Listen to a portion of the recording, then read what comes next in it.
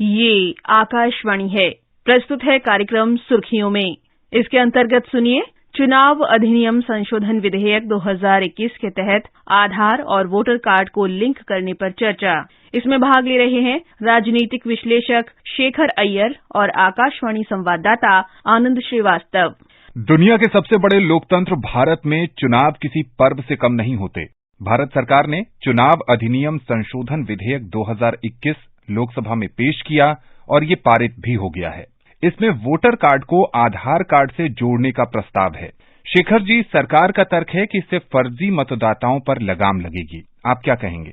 बिल्कुल, ये पुराना प्रस्ताव है। बहुत समय से सरकार की तरफ से भी कोशिश हो रही है, अपने इलेक्शन कमीशन की तरफ से कोशिश हो रही है, सारे पार्टीज के साथ भी इस पर विचार विमर्श हुआ था, जिसपे ये एक मत था कि हमारे जो इलेक्टोरल रोल्स है, इस इलेक्टोरल रोल्स की शुद्धिकरण होनी चाहिए कि एक ही व्यक्ति का नाम कई चुनाव क्षेत्र में वोटर के लिस्ट में नहीं आना चाहिए। इस पर एक मत था। और आपको याद होगा, इलेक्शन कमीशन ने 2018 में एक मीटिंग की थी, एक ऑल पार्टी मीटिंग। उसमें एक समिति बनी थी। उसके बाद इलेक्शन कमीशन ने एक विज्ञप्ति भी जारी की थी, जहां पे इस बात कही गई।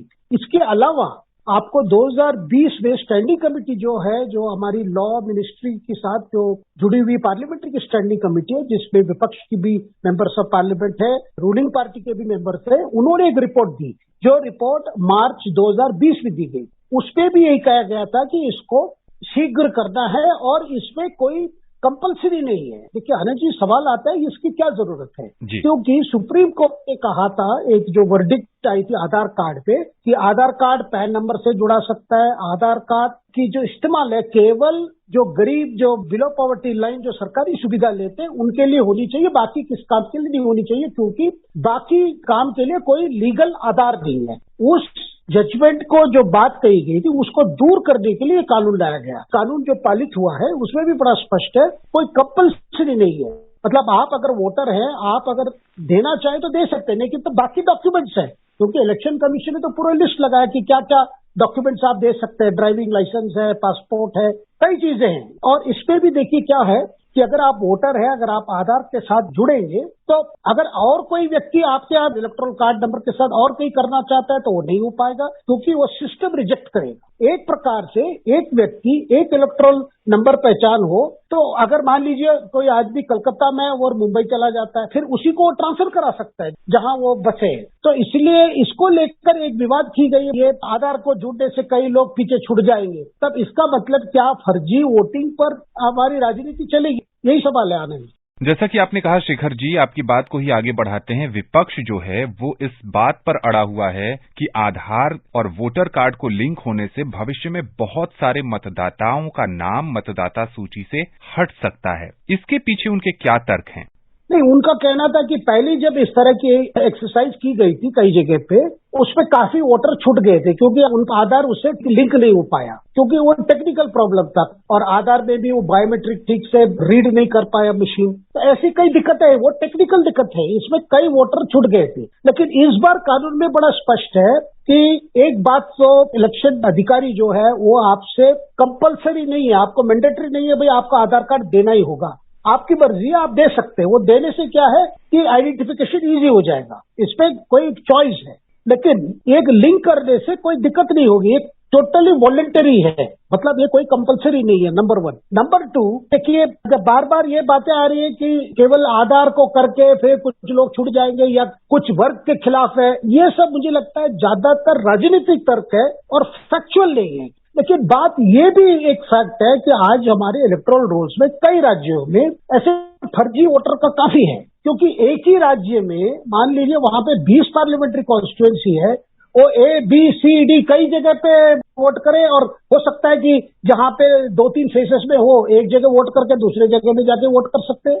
तो ये जो गैप है, इसको दूर करने के लिए अगर आधार कार्ड से जुड़ जाता है, तो अगर वो कहीं जाके करेगा तो फिर वो कट जाएगा। सारे पार्टी मानते हैं कि भाई इलेक्टोरल रोल्स में हमारी जो जेन्युइन वोटर है, जिसका पूरा वेरीफाई हो चुका है, वही वोटर होना चाहिए। कि देखिए असम में यही तो बात हुई थी, देखिए कई फॉरेनर्स वोटर बन गए, और कुछ राजनीतिक दलों ने लोगों को वोटर करने के लिए भी एक प्रकार की स्ट्रेटेजी है। ये चीजें हमने बॉर्डर स्टेट्स में देखा, बंगाल में भी इसको लेकर कंप्लेंट आया था, असम में तो है ही। तो इसीलिए एक प्रकार से शुद्धिकरण करना एक एरर फ्री इलेक्टोरल रोल बनाने के लिए आधार कार्ड से लिंक करना, वो भी वॉलेंटरी लिंक। देखिए नॉर्मली क्या प्रावधान है कि हर साल जनवरी 1 तारीख को जो व्यक्ति 18 साल कंप्लीट कर चुका है वो अपने आप को रजिस्टर कर सकते हैं वोटर रोल पे। ये हर साल ये एक्सरसाइज होती है। अब इन्होंने ये कर दिया है कि एक है जनवरी 1, एक है अप्रैल 1, एक जुलाई 1 और अक्टूबर 1। तो जब इस बीच में 3 महीने में कोई भी 18 साल के होते हैं तो वो अपने आप को रजिस्टर कर सकते हैं।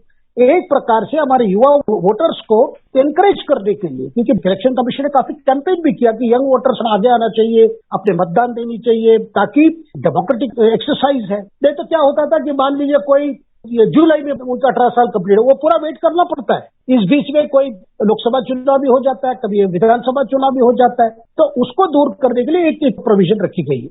शेखर जी, वर्तमान चुनावी कानून के प्रावधानों के तहत किसी भी सैन्य कर्मी की पत्नी को सैन्य मतदाता के रूप में पंजीकरण कराने की पात्रता है, लेकिन महिला सैन्य कर्मी का पति इसका पात्र नहीं है। अब ये जो संशोधन विधेयक लोकसभा से पारित हुआ है, इसकी मंजूरी अगर मिल जाती है, ये कानून बन जाता है, तब स्थितियां बदल जाएंगी। इस पर क्या कहेंगे आप?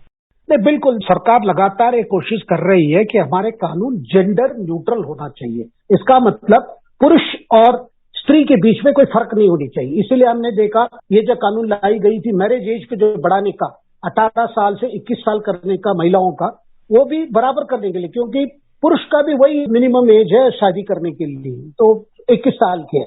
तो जेंडर न्यूट्रल करने की एक कोशिश है कि जितने कानून उसमें कोई डिफरेंशिएट ना करे, भाई कोई मेल है कोई फीमेल है। एक बड़ा इंपॉर्टेंट प्रावधान इस कानून में लाया गया है। शेखर जी, एक चीज और आपसे समझना चाहेंगे कि इस संशोधन विधेयक के लोकसभा में पारित होने के बाद विपक्ष एक और चीज कह रहा है। उसका कहना है कि चुनाव आयोग जैसी मजबूत संस्था को इस विधेयक से बहुत नुकसान होगा और ये संस्था कमजोर हो जाएगी। क्या कहेंगे आप? ये कानून से इलेक्शन कमीशन का कैसे कमजोर होगा? ये जो आधार से लिंक करने की जो बातें हैं, एक है डेटा प्रोटेक्शन को लेकर कि डेटा सरकारी आधार में कई डिटेल्स आते हैं, आपके पर्सनल डिटेल्स, अगर वो इलेक्शन कमीशन के पास है तो वो अगर कोई उसको हैक कर दे तो वो ले लेंगे। लेकिन हम जानते हैं डेटा प्रोटेक्शन को लेकर काफी कदम लिए गए ताकि डेटा प्रोटेक्ट रहे। जब आधार सिस्टम में प्रोटेक्टेड है, हो सकता है कि कोई कोशिश पहले हुआ हो, लेकिन सरकार डेटा प्रोटेक्शन को लेकर कई कदम ले रहे हैं। इलेक्शन कमीशन के पास जो आधार डिटेल्स रहेंगे वो किसी के अवेलेबल नहीं होंगे, वो एकदम प्रोटेक्टेड रहेंगे, केवल वेरिफिकेशन के लिए होंगे।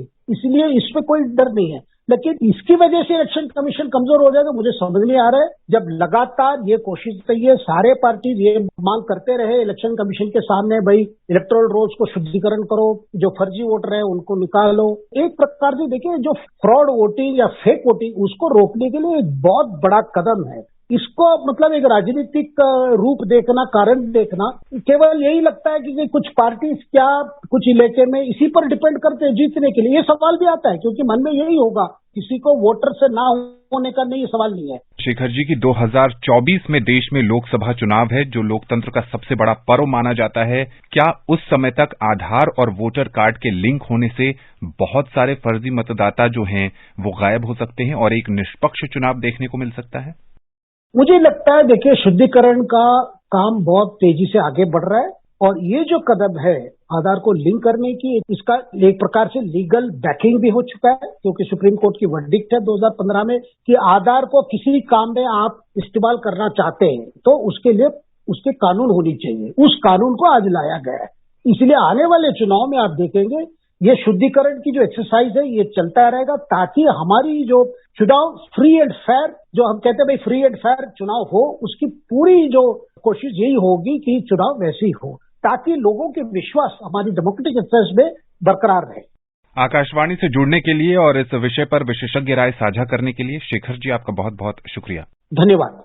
अभी आप सुन रहे थे चुनाव अधिनियम संशोधन विधेयक 2021 के तहत आधार और वोटर कार्ड को लिंक करने पर चर्चा। इसमें भाग ले रहे थे राजनीतिक विश्लेषक शेखर अय्यर और आकाशवाणी संवाददाता आनंद श्रीवास्तव। ये कार्यक्रम आकाशवाणी के समाचार सेवा प्रभाग द्वारा प्रस्तुत किया गया। इसे आप हमारे mobile app news on AIR और YouTube channel news on AIR official पर भी सुन सकते हैं। इस कार्यक्रम के संबंध में अपनी प्रतिक्रिया आप हमें ईमेल कर सकते हैं। पता है airnsdtalks@gmail.com। ये कार्यक्रम फिर से सुनने के लिए लॉग ऑन करें हमारी वेबसाइट newsonair.nic.in।